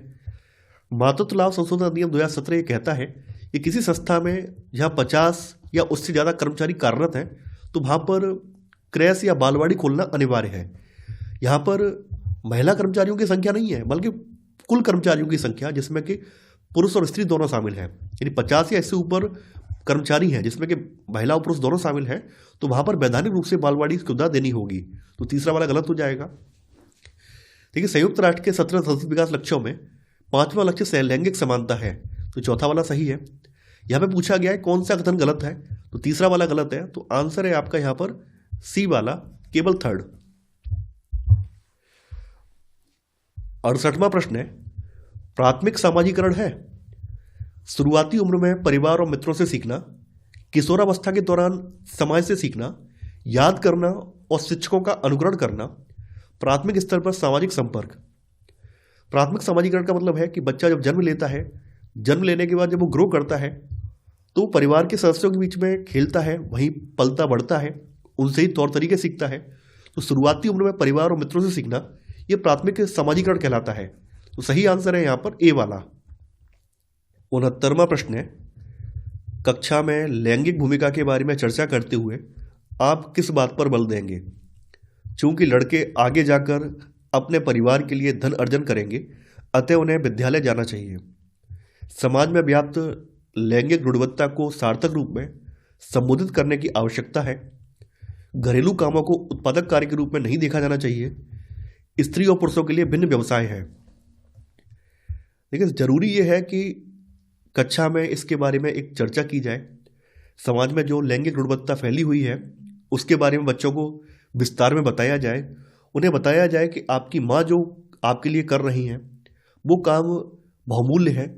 यानी आपको जो सुबह सुबह टिफ़िन लग के मिल जाता है या शाम का खाना तैयार हो जाता है, किसी भी मौसम में आप ये नहीं देखते हैं कि माँ थकी हुई है या माँ बीमार है या माँ की मनोदशा क्या है। तो ये चीज़ें अगर बच्चों को बताई जाएंगी तो बच्चा जो है लैंगिक गुणवत्ता के प्रति एक आलोचनात्मक रवैया अपना पाएगा और समाज को एक अलग नज़रिए से देख पाएगा। तो यहाँ पर आपका सही आंसर है बी वाला। 70वां प्रश्न है, निम्नलिखित में से कौन सा लिंग मूलक भेदभाव प्रदर्शित करता है? लड़कियां लड़कों से ज़्यादा मेधावी होती हैं। लड़कियां केवल घर के कामकाज कर सकती हैं। लड़कियां उन तमाम कार्यों को कर सकती हैं जो एक लड़का कर सकता है। लड़कियों को लड़कों के समान अवसर मिलने चाहिए। यहाँ पर पूछा गया है कि कौन सा लिंग मूलक भेदभाव प्रदर्शित करता है। देखिए, लड़कियां लड़कों से ज़्यादा मेधावी होती हैं। अगर लड़कियों को भी समान अवसर दिए जाएं तो इसमें कोई शक नहीं है कि लड़कियां भी लड़कों के समान या लड़कों से ज़्यादा मेधावी हो सकती हैं। तो यहाँ पर आपका ये वाला कथन सही हो जाएगा। केवल घर के काम कर सकती हैं, ये जो सोच है ये एक रूढ़वादी सोच है जो कि लैंगिक भेदभाव को दर्शाती है। तो यहाँ पर ये बी वाला गलत हो जाएगा। लड़कियां उन तमाम कार्यों को कर सकती हैं जो एक लड़का कर सकता है, ये बात बिल्कुल सही है। और लड़कियों को लड़कों के समान अवसर मिलने चाहिए, ये बात भी सही है। तो यहाँ पर पूछा गया है कौन सा जो कथन है वो लिंग मूलक भेदभाव प्रदर्शित करता है। तो यहाँ पर बी वाला कथन कर रहा है, तो आंसर होगा आपका बी वाला। 71वां प्रश्न है, विद्यार्थियों को लैंगिक मुद्दों तथा लैंगिक भेदभाव में समाजीकरण की भूमिका के प्रति संवेदनशील बनाने के लिए स्कूलों को निम्नलिखित में से क्या करना चाहिए? अध्यापकों को केस अध्ययन के लिए कहना चाहिए तथा उनसे अच्छे उदाहरण मांगने चाहिए। ऐसे नियम बनाने चाहिए जिससे लड़के लड़कियों के साथ भेदभाव का व्यवहार नहीं कर सकें। टीम शिक्षण को प्रोत्साहित करना चाहिए तथा पुरुष और महिला अध्यापकों को शामिल करना चाहिए। प्रख्यात और विद्वान वक्ताओं को आमंत्रित करके लैंगिक संवेदनशीलता पर सेमिनार आयोजित करना चाहिए। देखिए, बच्चे तब तक नहीं सीखते हैं जब तक खुद से नहीं करते हैं, और जब बच्चे खुद से चीज़ों को देखते हैं, ऑब्जर्व करते हैं, खुद से उसे करने का प्रयास करते हैं, तो उसके बारे में बेहतर तरीके से जान पाते हैं। तो यहाँ पर भी कुछ ऐसा ही है। आप बच्चों से ये कह सकते हैं कि भाई अपने आसपास के समाज को देखो। आपके घर में आपके जो मम्मी पापा हैं, मम्मी किस तरह से काम कर रही हैं, पापा क्या क्या काम कर रहे हैं, मम्मी क्या क्या झेल रही हैं। तो अगर आप बच्चों को इस तरह से बताएंगे ना कि बच्चे अपने आसपास के परिवेश को केस अध्ययन के रूप में देखें, केस अध्ययन उसका करें, तो बच्चे ज़्यादा सीख पाएंगे। तो अध्यापकों को केस अध्ययन के लिए कहना चाहिए तथा उनसे अच्छे उदाहरण मांगने चाहिए। तो यहाँ पर यही सही आंसर है। तो आंसर है आपका ए वाला। 72वां प्रश्न है, निम्नलिखित धारणा कथनों में से कौन सा लिंग या जेंडर रूढ़िवाद धारणा को चुनौती देता है? महिलाएं फैशन परस्त होती हैं, महिलाएं जिम्मेदार वाहन चालक होती हैं, महिलाएं पालन पोषण करने वाली होती हैं, महिलाएं बहुत भावुक होती हैं। देखिए, लैंगिक रूढ़िवादिता में ऐसा माना जाता है कि महिलाएं जो है, महिलाओं का जो काम है वो साज श्रृंगार तक है, गृह सज्जा साज श्रृंगार ये उनका काम है। तो एक रूढ़िवादी सोच बनी हुई है कि महिलाएं जो है वो फैशन परस्त होती हैं।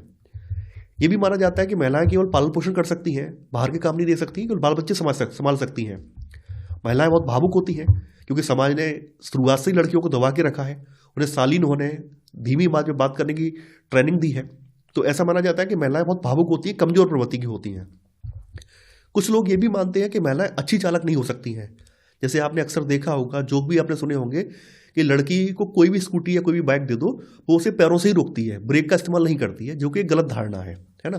कुछ वीडियो वायरल हो जाते हैं तो उनके आधार पर लोग ये जज कर लेते हैं कि वूमेन है और वुमेन को कंट्रोल करना, बाइक कंट्रोल करना नहीं आता है। देखिए, एक आपने शायद टीवी में एक ऐड देखा होगा जिसमें कि एक व्यक्ति जो है वो मतलब एरोप्लेन में बैठा होता है और अपने बगल वाली एक बूढ़ी आंटी से मजाक कर रहा होता है कि लड़कियां क्या कुछ नहीं कर पाती हैं, लड़कियों को ढंग से बाइक भी चलाना नहीं आता है। इतने में उनकी बेटी आकर अपनी माँ को सरप्राइज देती है और बेटी सरप्राइज देके अंदर चली जाती है, केबिन में चली जाती है। तो फिर उसकी माँ उस लड़के से कहती है कि देखो मेरी बेटी एरोप्लेन उड़ा रही है। तो कहीं ना कहीं एक तरह से उसके ऊपर कटाक्ष किया गया है, ये बताने का प्रयास किया गया है कि लड़कियां, जो लड़कों के अंदर एक धारणा बनी हुई, समाज के अंदर धारणा बनी हुई, लड़कियां अच्छी वाहन चालक नहीं है, तो लड़कियां एरोप्लेन भी उड़ा सकती हैं। यही उन्हें प्रॉपर ट्रेनिंग दी जाए, प्रॉपर शिक्षा दी जाए तो कोई भी काम उनके लिए असंभव नहीं है। तो महिलाएं जिम्मेवार वाहन चालक होती हैं, तो ये लिंग रूढ़िबद्ध धारणा को चुनौती देता है। तो सही आंसर है आपका बी वाला। 73वां प्रश्न है, एक अध्यापिका जेंडर भूमिका पर चर्चा कर रही है, कौन सा उदाहरण रूढ़िवादिता तोड़ने के लिए उपयुक्त होगा? लक्ष्मी लाकरा उत्तर रेलवे की प्रथम इंजन चालक बनी, जेवियर अच्छा वेतन वाली नौकरी पाने के लिए उच्च अंक प्राप्त करने से दबाव में है, रुकैया हुसैन ने वायुयान चालक महिलाओं की कहानी लिखी है। देखिए, यहाँ पे बात पूछा गया है कि एक अध्यापिका जो है जो जेंडर भूमिका पर चर्चा कर रही है, तो यहाँ पर कौन से उदाहरण जो है रूढ़िवादिता तोड़ने के लिए उपयुक्त होंगे? ये वाला उदाहरण बिल्कुल सही है। लक्ष्मी लाकरा जो है ये उत्तर रेलवे की प्रथम इंजन चालक बनी है, इनके बारे में हम लोग अगले अध्याय में पढ़ेंगे। रुकैया हुसैन ने वायुयान चालक महिलाओं की कहानी लिखी है, ये बात भी सही है। जेवियर अच्छा वेतन वाली नौकरी पाने के लिए उच्च अंक लाने का प्रयास कर रहा है या उसके दबाव में है, तो इसकी निजी चॉइस है, इसका रूढ़िवादिता से कोई संबंध नहीं है ना। यहाँ पर जो महिलाओं के संबंध में है वो ए और सी कथन सही है, और ए और सी वाले जो उदाहरण है ये रूढ़िवादिता तोड़ने के लिए उपयुक्त है। तो यहाँ पर आपका सही आंसर होगा सी वाला, केवल ए और सी। 74वां प्रश्न है, उच्च शिक्षा हेतु लड़कों व लड़कियों को विभिन्न विषयों को चुनने के लिए इसलिए समाजीकृत नहीं किया जाता क्योंकि उनमें उस विषय के लिए अवृत्ति पाई जाती है, बल्कि उन्हें अपने लिंगानुसार विषयों को आत्मसात करने व चुनने के लिए तैयार किया जाता है। इसे निम्न रूप में देखा जा सकता है: भेदभाव, हनन या उल्लंघन, रूढ़िबद्ध धारणा, यौन शोषण। देखिए, यहां पर आपने देखा होगा कि आपने, जैसा कि हमने स्टार्टिंग से डिस्कस करते आ रहे हैं कि स्टार्टिंग से ही लड़के लड़कियों के मन में जो धारणाएं होती हैं बिठा दी जाती हैं कि आप लड़के हो तो आपका काम ये है, आप जीवन में ऐसी भूमिकाएं निभाएंगे। लड़कियों का काम क्या है, तो लड़कियों को भविष्य में ये भूमिकाएं निभानी है। इस तरह से बच्चों के मन में ये बात हम फिट कर देते हैं। तो आगे चल के जब बच्चे वयस्क हो जाते हैं, जब वो हायर एजुकेशन में जाते हैं, तो वहाँ पर वो अपनी जो पूर्व सोच है जो कि उनके माँ बाप ने समाज ने उन पर थोपी है, उसके अकॉर्डिंग डिसीजन लेते हैं। जैसे लड़कियाँ मैकेनिकल इंजीनियर बन सकती हैं, है ना, और अच्छे पैसे में जा सकती हैं, मेहनत वाले काम भी कर सकती हैं, जो काम पुरुष कर रहे हैं वो महिलाएं भी कर सकती हैं। लेकिन चूंकि समाज ने उनको शुरुआत से दबाया है, शुरुआत से उनके माइंड में नेगेटिव धारणा बैठा दी है, तो लड़कियां स्वतंत्र होकर डिसीजन नहीं ले पाती हैं, बल्कि जो समाज ने उन पर जो चीज़ें थोपी हैं उसके अकॉर्डिंग डिसीजन लेती हैं। तो ये एक रूढ़िबद्ध धारणा है। तो यहां पर आपका सही आंसर होगा सी वाला।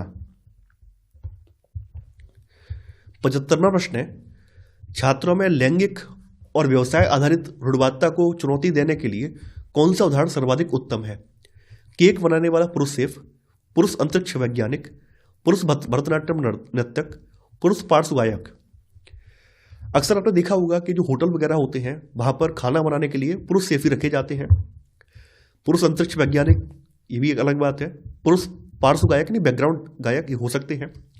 लेकिन पुरुष भरतनाट्यम नर्तक, भरतनाट्यम मुख्यतः ऐसा माना जाता है कि ये स्त्रियों का नृत्य है। देखिए, भरतनाट्यम का जन्म जो है तमिलनाडु में हुआ है, तमिलनाडु का प्रमुख नृत्य है और अधिकांशतः ऐसे स्त्रियां ही करती हैं। अगर कोई पुरुष जो है भरतनाट्यम नृत्य को कर रहा है या उसको सीख रहा है, तो इसका मतलब ये है कि वो रूढ़िवादी परंपरा को या सोच को चुनौती दे रहा है। तो यहां पर आपका सही आंसर होगा सी वाला। 76वां प्रश्न है, जेंडर समानता के महत्व पर दृष्टिकोण विकसित करने हेतु निम्नलिखित में से कौन सा विषय सबसे अधिक प्रासंगिक है? विभिन्न देशों में प्रति 1000 पुरुषों पर महिलाओं की संख्या, सामाजिक रचना के रूप में जेंडर, जेंडर पर आधारित व्यवसायों की सूची, महिलाओं के लिए सरकारी स्वास्थ्य योजनाएं। देखिए, यहां पर सामाजिक रचना के रूप में जेंडर ये बताता है कि जेंडर जैविक नहीं है बल्कि समाज द्वारा गढ़ा गया है। तो यहां पर आपका सही आंसर होगा बी वाला। 77वां प्रश्न है, निम्नलिखित कथनों को पढ़िए और सही विकल्प का चयन कीजिए। सभी समाज लड़के और लड़कियों द्वारा निर्वाह की जाने वाली भूमिका के बारे में समान सोच नहीं रखते हैं। जब लड़के और लड़कियां बड़े हो रहे होते हैं तब भारतीय समाज उनमें कोई स्पष्ट अंतर नहीं करता है। देखिए, पहला वाला कथन बिल्कुल सही है। सभी समाज जो है लड़के और लड़कियों की द्वारा जो निर्वाह की जाने वाली भूमिका है इसके बारे में एक जैसी सोच नहीं रखते हैं। जैसे हमने सामूहिक का अध्ययन देखा है, मध्य प्रदेश का अध्ययन देखा है, तो दोनों जगह के समाजों में अंतर है। दोनों जगह के समाज अपने लड़के लड़कियों से अलग अलग भूमिकाओं की निर्वहन की अपेक्षा कर रहे हैं। तो यहाँ पर ये वाला सही है। भारतीय समाज की बात करें तो भारतीय समाज में चूंकि प्रतिसत्तात्मक समाज रहा है तो यहाँ पर लड़के और लड़की में स्पष्ट अंतर किया जाता है। तो यहाँ पर आपका बी वाला गलत हो जाएगा, केवल ए सही है। तो आंसर है आपका ए वाला, केवल ए सही है। 78वां प्रश्न है, एक पुस्तक में स्त्रियों के चित्र गृहिणियों एवं घरेलू सहायिकाओं यानी मेड के रूप में है तथा पुरुषों के चित्र अभियंताओं यानी इंजीनियर एवं पायलटों के रूप में है। इस तरह का चित्रण संभावनीय रूप से बढ़ावा देगा जेंडर सशक्तिकरण, जेंडर नाटकीकरण, जेंडर रूढ़िबद्ध धारणा बनाना या जेंडर समरूपता। देखिए, एक पुस्तक में आप देख रहे हैं कि स्त्रियों को हाउस वाइफ के रूप में या घरेलू मेड के रूप में दिखाया गया है। इसका मतलब क्या है कि समाज ये मान के चल रहा है कि घरेलू काम करना महिलाओं की स्वाभाविक जिम्मेदारी है, वहीं जो जटिल कार्य हैं वो केवल पुरुषों के द्वारा किए जा सकते हैं, जैसे कि इंजीनियरिंग, पायलट बनना ये पुरुष ही बन सकते हैं, महिलाओं में इतना दिमाग नहीं होता है। तो इस तरह की सोच जो है ना वो रूढ़िबद्ध धारणा वाली सोच है। तो यहाँ पर आंसर होगा सी वाला, जेंडर रूढ़िबद्ध धारणा बनाना। 79वां प्रश्न है, पाठ्यचर्या में लैंगिक संवेदनशीलता को सर्वोत्तम तरीके से समझा जा सकता है। स्त्री विशेष के अधिक से अधिक उदाहरण देकर, विषयों यानी थीम्स की चर्चाओं में महिलाओं के दृष्टिकोण को महत्व देकर, कक्षा में चर्चाओं के दौरान लिंग बोध, जेंडर संबद्ध भाषा के प्रयोग द्वारा। देखिए, यहाँ पर ये सभी विकल्प सही हैं। यहाँ पर लैंगिक संवेदनशीलता को अगर समझाना है, बच्चों को बताना है, तो स्त्री विशेष से अधिक उदाहरण दिए जाएं ताकि बच्चे जान पाएं कि स्त्रियों के साथ कैसा भेदभाव होता है। विषयों की चर्चाओं में महिलाओं के दृष्टिकोण को महत्व दिया जाए, यानी कि उनके माँ होने पर या उनकी बहन होने पर वो क्या फील करती हैं, किस तरह से पुरुष उन्हें दबाते हैं, ये सब चीज़ें बताई जाएं। इसके अलावा कक्षा में चर्चाओं के दौरान लिंग बोध संबद्ध भाषा के प्रयोग द्वारा यानी बच्चों को बताया जाए कि वास्तव में स्त्री पुरुष होने में क्या क्या कठिनाई उठानी पड़ती है, समाज उन्हें किस तरह से दबाता है, कौन कौन सी भूमिका उनके ऊपर लादता है। तो ये सब चीज़ें उन्हें बताई जाएंगी, तो कहीं ना कहीं बच्चे लैंगिक जो भेदभाव है इसके प्रति संवेदनशील हो पाएंगे। तो यहाँ पर आपका सही आंसर है डी वाला, यानी ए, बी और सी। 80वां प्रश्न है, निम्नलिखित में से कौन सा या कौन से कार्य स्थल पर लैंगिक समानता का बोध करवाने में सहायक होगा? शिशु देखभाल केंद्र की स्थापना करना, समान वेतन, महिला कर्मचारियों के लिए कार्य के कम घंटे। आपको यहां पर सही विकल्प का चयन करना है। देखिए, शिशु देखभाल केंद्र की स्थापना करने, कृषि या बालवाड़ी स्थापित करना और समान वेतन प्रदान करना, ये लैंगिक समानता का बोध करवाने में ये दोनों सहायक हैं। तो यहाँ पर सी वाला गलत हो जाएगा, क्योंकि लैंगिक महिला कर्मचारियों के लिए काम के घंटे कम करना ये लैंगिक समानता को बढ़ावा नहीं दे रहा है, बल्कि लैंगिक असमानता को बढ़ावा दे रहा है। तो यहाँ ए और बी सही है। तो सही आंसर होगा आपका बी वाला, यानी ए और बी दोनों सही है। 81वां प्रश्न है, निम्नलिखित स्रोतों में से कौन सा समाज में लैंगिक असमानता और भेदभाव का स्रोत हो सकता है? महिलाओं और पुरुषों के काम को अलग अलग भाव या महत्व देना, बालिका शिक्षा के लिए प्रावधान, दहेज प्रथा को कम करना, विद्यालयों में लड़के और लड़कियों के लिए अलग अलग शौचालय। देखिए, यहाँ पर पूछा गया है कि समाज में लैंगिक असमानता या भेदभाव का स्रोत कौन सा हो सकता है। तो यहाँ पर ए वाला होगा, यानी महिलाओं और पुरुषों के जो काम है इनको अलग अलग महत्व देना। जैसे महिलाओं के जो घरेलू काम है उनको महत्व ना देना, उनको अवमूल्यित करना, बल्कि पुरुषों के कामों को ज़्यादा महत्व देना। तो यहाँ पर ये लैंगिक असमानता और भेदभाव का ये स्रोत हो सकता है। तो सही आंसर है आपका ए वाला। 82वां प्रश्न है, जेंडर असमानता का समाधान रिक्त स्थान के स्तर पर करने की जरूरत है? केवल परिवार, परिवार, समाज और सरकार, केवल सरकार, परिवार और समाज। जेंडर असमानता का जो समाधान है ये परिवार, समाज और सरकार, इन तीनों के स्तर पर करने की जरूरत है, तभी जेंडर असमानता को समाज से समाप्त किया जा सकता है। तो सही आंसर है आपका बी वाला। 83वां प्रश्न है, रोजी ने एक महिला का नर्स के रूप में तथा पुरुष का अभियंता के रूप में चित्र बनाया है। इसके पीछे का कारण पूछने पर उसने उत्तर दिया कि महिलाएं अच्छी नर्स होती हैं क्योंकि वे अधिक धैर्यवान और सौम्य होती हैं, जबकि विज्ञान में तकनीकी दिमाग की आवश्यकता होती है और महिलाएं तकनीकी वस्तुओं का प्रयोग करने में सक्षम नहीं होती हैं। तो रोजी का ये कथन क्या परावर्तित करता है? जेंडर स्थिरता, जेंडर रूढ़िबद्ध धारणा, जेंडर वर्गीकरण करना या जेंडर भेदभाव? देखिए, ये जो रोजी का कथन है, रोजी ने बताया है कि महिला नर्स क्यों होती है, उसके पीछे का रीजन दिया है। अधिक धैर्यवान है, सौम्य है, इसलिए महिलाएं जो है नर्स का पेशा चूज करती है। पुरुष जो है इंजीनियर क्यों बनते हैं? क्योंकि उन्हें तकनीकी ज्ञान हासिल करने में दिक्कत नहीं होती है, उनका दिमाग शार्प होता है। तो ये जो सोच रोजी के अंदर डेवलप की गई है, ये जेंडर रूढ़िबद्ध धारणा की सोच है। तो यहां पर आपका सही आंसर है बी वाला। 84वां प्रश्न है, ऑफिस जाने वाली महिला जिसे वेतन एवं सम्मान मिलता है द्वारा निष्पादित ऑफिस संबंधी काम की तुलना में घरेलू महिला द्वारा निष्पादित काम अनदेखा तथा अदत्त जाता है। इसके पीछे के संभाव्य कारण की जांच कीजिए। कार्यालयीय काम का अतिमूल्यन, घरेलू काम के लिए कम समय लगना, भारतीय समाज की पितृक व्यवस्था या घरेलू काम का अवमूल्यन। जैसा कि मैंने आपको बताया था कि हम लोग घर के काम को महिलाओं की स्वाभाविक जिम्मेदारी मानते हैं और इस वजह से हम उसके लिए महिलाओं को कोई भुगतान नहीं करते हैं। तो हम यहां पर घरेलू कार्य का अवमूल्यन कर रहे हैं। तो यहां पर आपका सही आंसर है डी वाला। 85वां प्रश्न है, उन तात्कालिक उपायों की पहचान कीजिए जो महिलाओं की सुरक्षा तथा उन्हें नौकरी करने, पारिवारिक आय में योगदान करने और आत्मनिर्भर बनाने में सुनिश्चित करता है। बालवाड़ियों का प्रावधान, संसद में महिलाओं के लिए सीटों का आरक्षण, व्यवसायिक सुरक्षा का प्रावधान, रात की पाली या शिफ्ट के लिए लाने ले जाने की सुविधा। आपको यहां पर सही विकल्प का चयन करना है। देखिए, यहां पे तत्कालिक उपाय पूछे गए हैं, ना कि दीर्घकालिक उपाय, है ना। तो बालवाड़ियों का जो प्रावधान है, बालवाड़ियों का प्रावधान एक तात्कालिक उपाय है। संसद में महिलाओं के लिए सीटों का आरक्षण ये एक दीर्घकालिक प्रावधान है। इसका इफेक्ट दीर्घकालिक भारतीय समाज में देखा जा सकता है।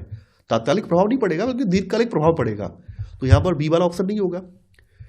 व्यवसायिक सुरक्षा प्रदान करना, यानी कि महिलाओं को समान कार्य के लिए समान वेतन मिले, है ना। ऐसा ना हो कि उन्हें जब मर्जी आए उन्हें हटा दिया जाए, तो ये सब चीज़ें ना हो। तो व्यवसाय सुरक्षा का प्रावधान किया जाए।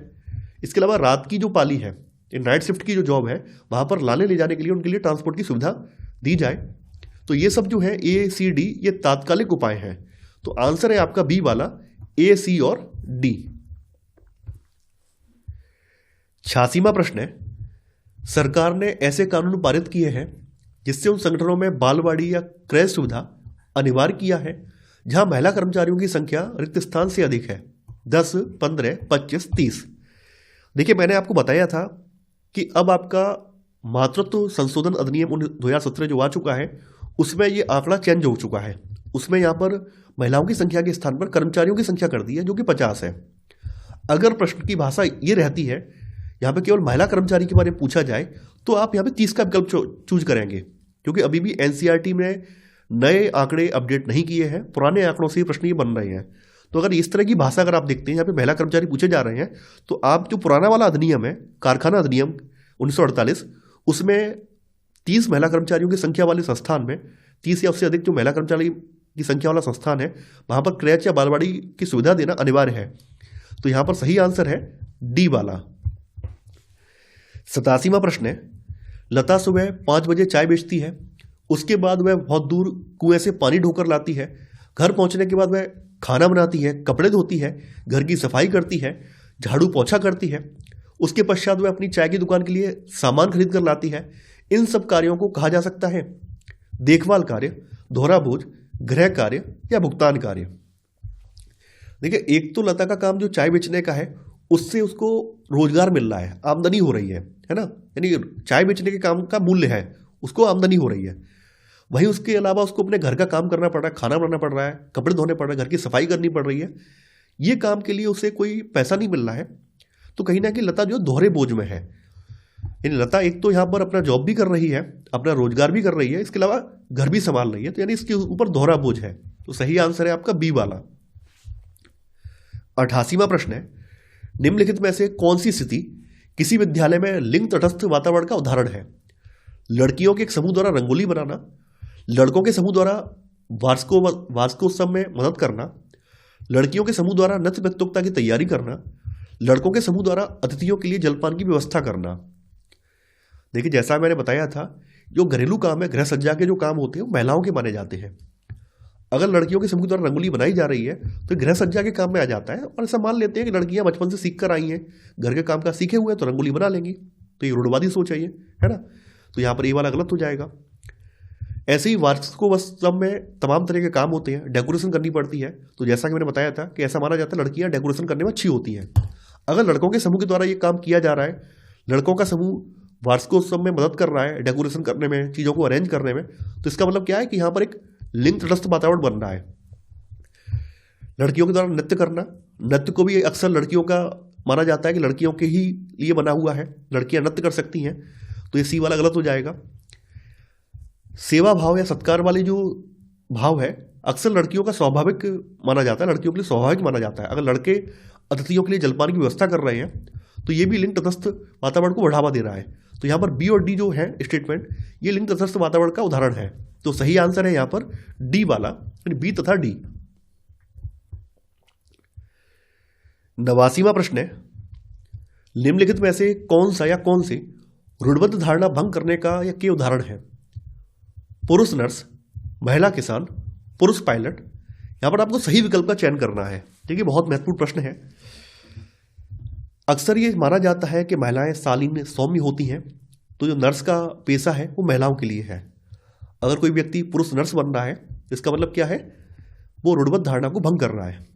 महिला किसान, अक्सर जो किसान है या अक्सर जो खेतीबाड़ी है उसमें पुरुषों की भूमिका महत्वपूर्ण मानी जाती है, पुरुष को किसान का दर्जा दिया जाता है, जबकि महिलाओं की भूमिका एक सहायक की रह जाती है, सहायक की या खेतिहर मजदूर की रह जाती है। अगर कोई महिला उसको किसान का दर्जा दिया जा रहा है इसका मतलब ये है कि वो रूढ़िबद्ध धारणा भंग कर रही है। पुरुष पायलट होना ये रूढ़िबद्ध धारणा भंग नहीं कर रहा है। तो यहाँ पर ए और बी जो है ये रूढ़िबद्ध धारणा भंग करने का उदाहरण है। तो यहाँ पर आपका सही आंसर होगा ए वाला, यानी ए और बी। 90वां प्रश्न है, निम्नलिखित में से कौन से कथन रूढ़िबद्ध धारणा को इंगित करते हैं? एक अभिभावक अपने बच्चे से कहता है मत रो, तू एक लड़का है। शहरों में लोग केवल पैसे के बारे में ध्यान रखते हैं, लोगों के बारे में नहीं। लड़कियों को खाना बनाना सीखना चाहिए। शहरों में जीवन सरल और परिष्कृत है। देखिए यहाँ पर ए वाला जो उदाहरण है जिसमें कि पेरेंट्स बच्चे से कह रहे हैं कि मत रो, तू एक लड़का है, ये एक रूढ़िबद्ध धारणा को इंगित करता है। बी वाला कथन गलत हो जाएगा। और जैसा कि मैंने बताया था कि घरेलू कामकाज लड़कियों के स्वाभाविक काम माने जाते हैं, तो लड़कियों को खाना बनाना सीखना चाहिए, ये भी रूढ़िबद्ध धारणा को इंगित कर रहा है। डी वाला गलत हो जाएगा। यहाँ पर ए और सी सही है, तो सही आंसर है आपका बी वाला, केवल ए और सी। तो इसी के साथ हमारा ये अध्याय समाप्त हो जाता है। जैसा कि मैं आपसे हर वीडियो में कहता हूँ कि अब आपको नोट्स बनाने की आवश्यकता नहीं है। आप लोग हमारे टेलीग्राम चैनल से जुड़कर वहाँ से नोट्स को परचेज कर सकते हैं, जिसमें कि नोट्स के साथ साथ आपको ये सब अभ्यास प्रश्नों की सीरीज देखने को मिल जाती है। नोट्स लेने से आपके समय की बचत भी होती है और कम समय में आप ज़्यादा कंटेंट तैयार कर पाते हैं। तो मैं आशा कर रहा हूँ कि आपको ये सीरीज पसंद आ रही होगी। आप लोग इस वीडियो को लाइक और शेयर करना बिल्कुल नहीं भूलेंगे। तो आज के लिए इतना ही। Thanks for watching. जय हिंद।